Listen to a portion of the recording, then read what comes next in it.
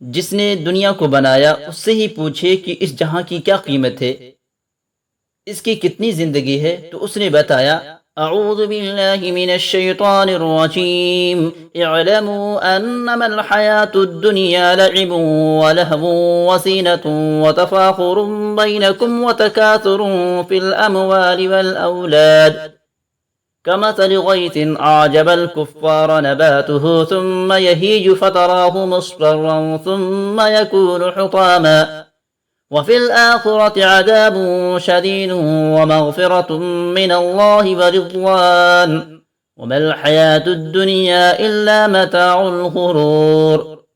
ایک بچے اور بڑھئی کی نگاہ میں کتنا فرق ہوتا ہے، ہم سب مل کر بھی کچھ بھی نہیں اس دو جہاں کے بادشاہ کے سامنے۔ وہ بتا رہا ہے کہ جس دنیا کو تم بہت کچھ سمجھ چکے ہو، جس کے پیچھے تم دیوانے ہو گئے ہو، پاگل ہو گئے ہو، مجنون ہو گئے ہو، اس دنیا کی کیا حیثیت ہے؟ کھیل کود، تماشا، زیب و زینت، فخر و تکبر، کھیل کود ہے۔ ہم دیکھتے ہیں کہ بچے چھوٹی چھوٹی گاڑیوں سے کھیلتے ہیں تو بڑے آدمی کہتے ہیں کہ بچے کھیل رہے ہیں۔ جب وہ بڑا ہوتا ہے تو وہ بڑی بڑی گاڑیوں کے ساتھ کاروبار کرتا ہے، خریدتا ہے اور اپنی گاڑیوں کو اپنے لیے فخر سمجھتا ہے۔ ہماری نظر میں بچے کھیل رہے ہیں اور اللہ کی نظر میں ہم کھیل رہے ہیں۔ بچے چھوٹے چھوٹے مٹی کے گھر بناتے ہیں تو ہم کہتے ہیں کہ بچے کھیل رہے ہیں۔ ہم بڑے بڑے سنگ مرمر کے گھر بناتے ہیں تو اللہ کی نظر میں ہم کھیل رہے ہیں۔ پھر یہ چند دن کی زندگی ہے، پھر یہ دھوکے کا گھر ہے، یہ متاع الغرور ہے، یہ متاع قلیل ہے، اس کی قیمت بھی تھوڑی ہے، اس کا وقت بھی بہت تھوڑا ہے، اور یہ بھی ہے کہ دھوکہ ہی دھوکہ ہے۔ ثلاثۃ ایام، دنیا کی زندگی 3 دن ہے۔ یوم امس مضى، ایک دن گزر گیا، جمعرات چلی گئی۔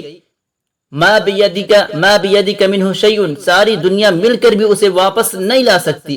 یوم غد، ایک کل ہفتہ، لا تدری اتدرکہ ام لا، کسی کو دعویٰ نہیں کہ ہفتے کا دن واقعی میرا ہے۔ کوئی ہے دعویٰ کرنے والا، مردوں میں یا عورتوں میں؟ یوم انت فیہ، وہ دن جو میرے اوپر گزر رہا ہے، یہ میری زندگی ہے، یہی میری متاع ہے کہ اللہ کی اطاعت میں گزری تو کام بن گیا، اور اگر اللہ کی نافرمانی میں گزری تو کام بگڑ گیا۔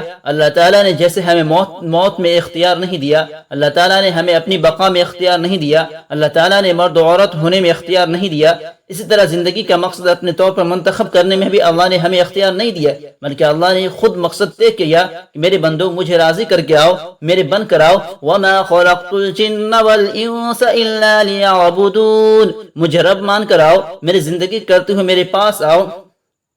پھر دوسری جگہ فرمایا، یا ابن آدم خلقتک لعبادتی فلا تلعب، میں تیرے لیے مقصد طے کر چکا ہوں کہ تو میرے لیے ہے، تو کھیل کود میں ضائع نہ ہو۔ یہ مکانوں کی دوڑ، یہ فیکٹریوں کی دوڑ، یہ گاڑیوں کی دوڑ، یہ گھروں کی دوڑ، یہ بنگلوں کی دوڑ، یہ زیور کی دوڑ، یہ سونے اور چاندی کا دوڑ، یہ بڑے قیمتی لباس اور پوشاک کی دوڑ، اس کو اللہ نے کھیل تماشا کہا ہے۔ فرمایا تو اس لیے نہیں کہ تو اپنے ظاہر کو سنوار، بلکہ اس لیے ہے کہ تو اپنے اندر کو سنوار، کہ میں تجھے پسند کر لوں، میں تیرے دل میں اتر جاؤں۔ میں اپنے لیے صاف کپڑے پسند کرتا ہوں، میلے ہو جاؤں تو اتار دیتا ہوں۔ اللہ تعالیٰ بھی فرماتے ہیں کہ میں زمین و آسمان میں تو آتا نہیں، یہ تو بہت چھوٹے ہیں، لیکن اے میرے بندو، میں نے تیرا دل ایسا بنایا ہے کہ اس میں آ سکتا ہوں، تو اس کے میرے لیے صاف کر کے میں اس میں آؤں۔ میرا عرش ایک اوپر ہے اور ایک میرا عرش نیچے ہے۔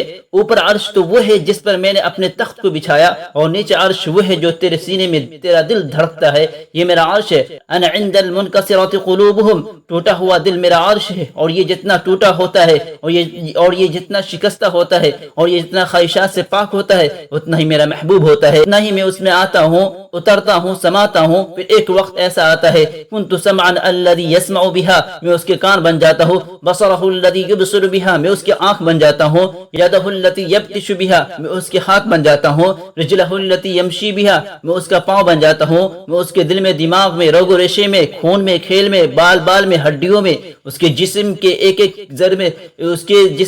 ایک ذرے میں اپنی محبت کے دریا بہا دیتا ہوں، اور اس کے اندر کو نور ہی نور بنا دیتا ہوں، اس کے اندر اور باہر ایسی زندگی بنا دیتا ہوں جو اس کے پاس بیٹھتا ہے اسے بھی اللہ کی محبت کی حرارت محسوس ہوتی ہے کہ یہاں کچھ ہے۔ جیسے بڑے گھر کے سامنے جب آدمی گزرتا ہے تو پتہ چلتا ہے کہ یہاں کچھ پیسے والا کوئی رہتا ہے، اور کسی جھوپڑی کے پاس سے گزرے تو پتہ چلتا ہے کہ یہاں کوئی فقیر رہتا ہے، اور جس دل میں اللہ ہوتا ہے اس سے بڑا دنیا میں کوئی بادشاہ نہیں، چاہے وہ مرد ہو یا عورت۔